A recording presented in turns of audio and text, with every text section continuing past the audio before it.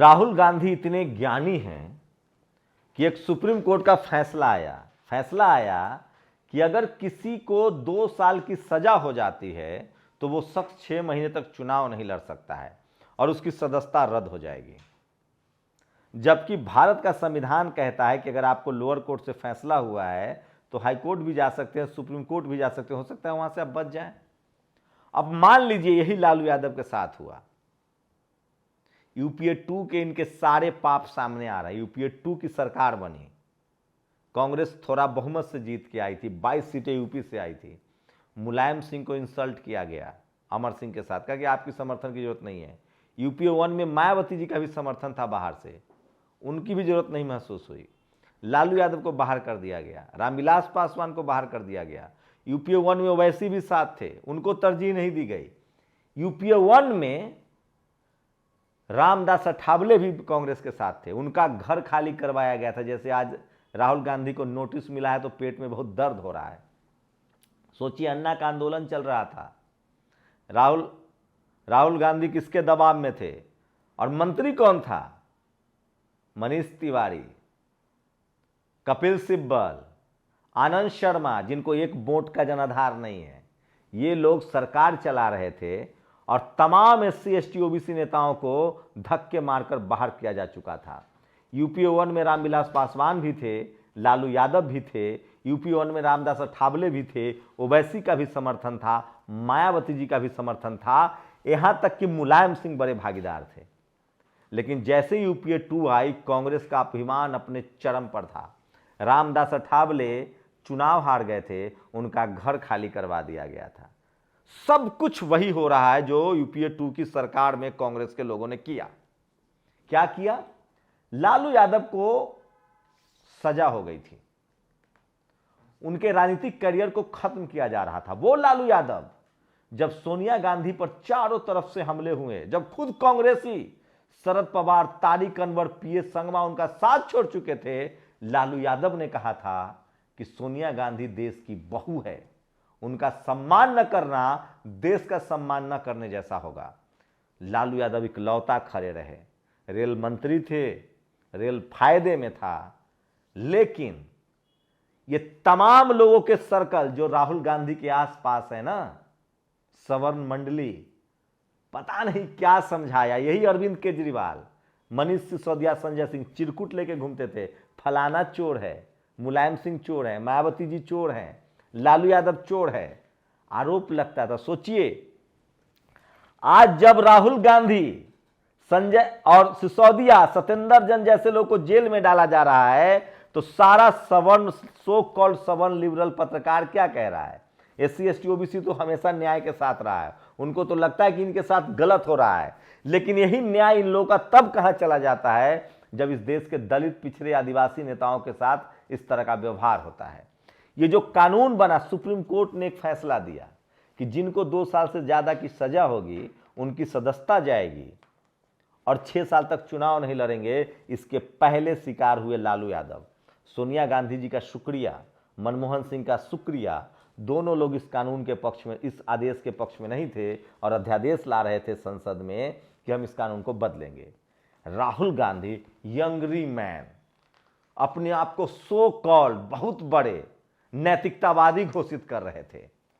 उन्होंने उस बिल को प्रेस क्लब ऑफ इंडिया में पत्रकारों के सामने फाड़ दिया और कहा कि नॉनसेंस।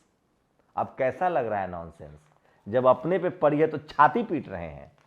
कांग्रेस के दौर में इनकम टैक्स, ईडी, सीबीआई का इस्तेमाल सिर्फ और सिर्फ दलित, पिछड़े और आदिवासी नेताओं के खिलाफ होता रहा।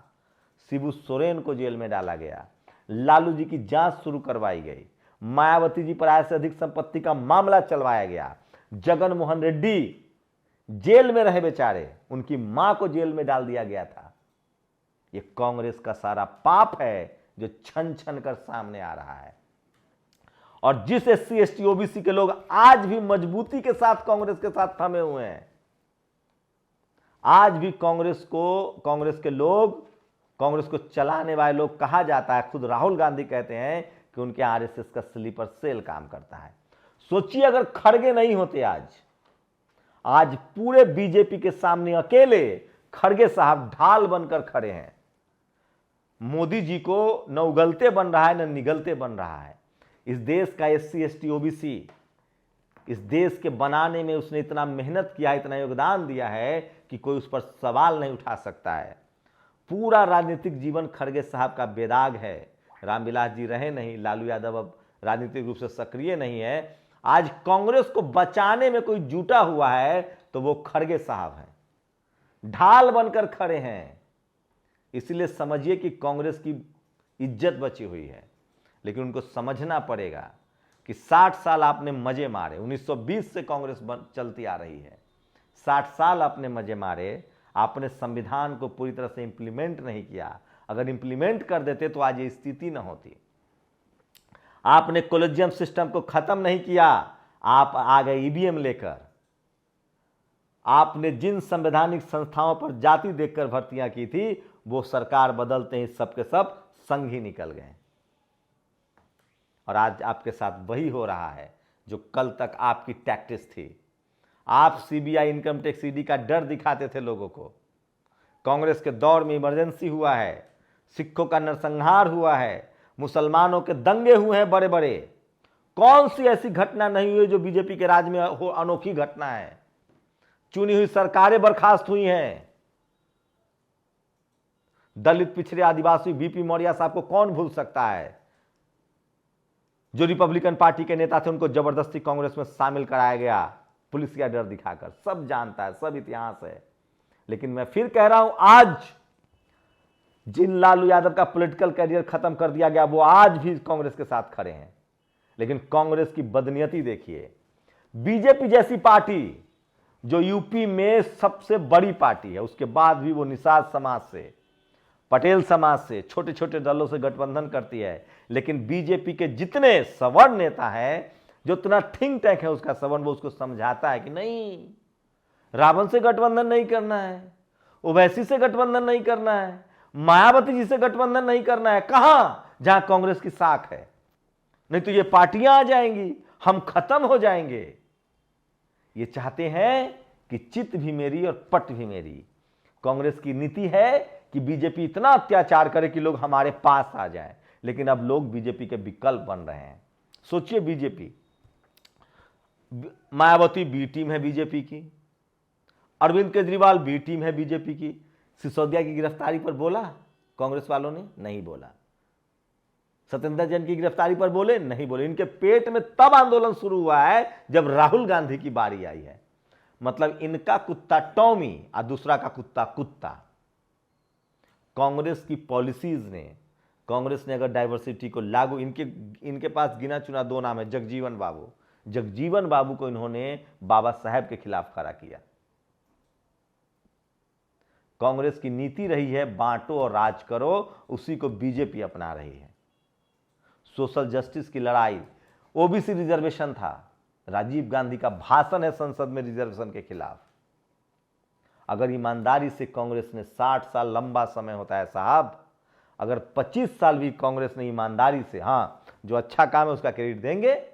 जगजीवन बाबू रक्षा मंत्री थे, पाकिस्तान का बंटवारा हुआ, क्रेडिट किसको गया? इंदिरा गांधी को। जगजीवन बाबू मंत्री बने, तमाम जगह पर रिजर्वेशन की पॉलिसी उन्होंने फैसला करवाया, कांग्रेस उसका क्रेडिट ले ले। राजीव गांधी ने नवोदय विद्यालय खोले, बिल्कुल आपको क्रेडिट देंगे। SC ST एक्ट बनाया, बिल्कुल क्रेडिट देंगे। लेकिन सवाल है कि 60 साल में अगर आपने डाइवर्सिटी को लागू किया होता तो आज ये नौबत ना आती, कॉलेजियम सिस्टम को हटाया हुआ होता तो आज ये नौबत ना आती। और सबसे बड़ी बात, राहुल गांधी ने वो अध्यादेश न फाड़ा होता तो ये नौबत ना आती। क्यों फाड़ा था आपने अध्यादेश? क्योंकि लालू यादव को फंसाना था। आपका सवर्ण लॉबी कह रहा था कि लालू यादव भ्रष्टाचारी है। आज लालू यादव मजबूती से इनके साथ खड़े हैं। अगर आपको गलत लग रहा है सब बातें तो बताइए, सीने पर हाथ रख के बताइए। कुछ लोग कहते हैं बाम से बाले कि आरएसएस की जननी, आरएसएस की मां कांग्रेस है। आरएसएस तो कुछ भी नहीं है। 60 साल राज करके आपने सिस्टम खड़ा कर लिया था। बीजेपी उसी सिस्टम को तोड़ रही है और वो मोहरा बना रही है SC ST OBC को। आज राहुल गांधी को ओबीसी के खिलाफ खड़ा किया जा रहा है। करेंगे, उनके पास सत्ता है, क्यों नहीं करेंगे। आज मोदी कॉलेजियम सिस्टम पर हमला कर रहे हैं, तो जिसको जो मौका मिले, आप सोचिए इसमें सबसे ज़्यादा जो सीख है वो SC ST OBC माइनॉरिटी के नेताओं की है। आप अपने समाज के हितों के लिए नहीं खड़ा होंगे तो आपकी राजनीति बहुत दिन नहीं चलेगी। आप लोग अपनी प्रतिक्रिया दीजिए कि क्या वो बिल और सोचिए, आप कल्पना कीजिए, आप MLA हैं, MP हैं, विधायक हैं, इस देश में 18,000 लोअर कोर्ट हैं, टोटल कोर्ट हैं, एक है दम कांग्रेस में तो करके दिखा दे। कई राज्यों में सरकार है, गोधरा कांड हुआ, ठीक से जांच नहीं हुई। UPA 2 में एक ब्राह्मण मंत्री पी चिदम्बरम, गोधरा कांड हुआ, आपकी हिम्मत नहीं हुई। एक ब्राह्मण मंत्री पी चिदम्बरम ग्रीन हंट चलवा रहे थे, आदिवासियों का नरसंहार हो रहा था। कपिल सिब्बल ब्राह्मण मंत्री, अर्जुन सिंह को मौत मरने के लिए धकेल दिया गया, जिन्होंने OBC को रिजर्वेशन लागू किया था पढ़ाई लिखाई में। कपिल सिब्बल नीट लेकर आए, OBC का रिजर्वेशन खत्म कर दिया। कपिल सिब्बल वो आदमी है जो कॉलेजियम सिस्टम के पक्ष में लड़ाई लड़ रहा था। कांग्रेस EVM लेकर आई और आज देश उस मुहाने पर खड़ा है।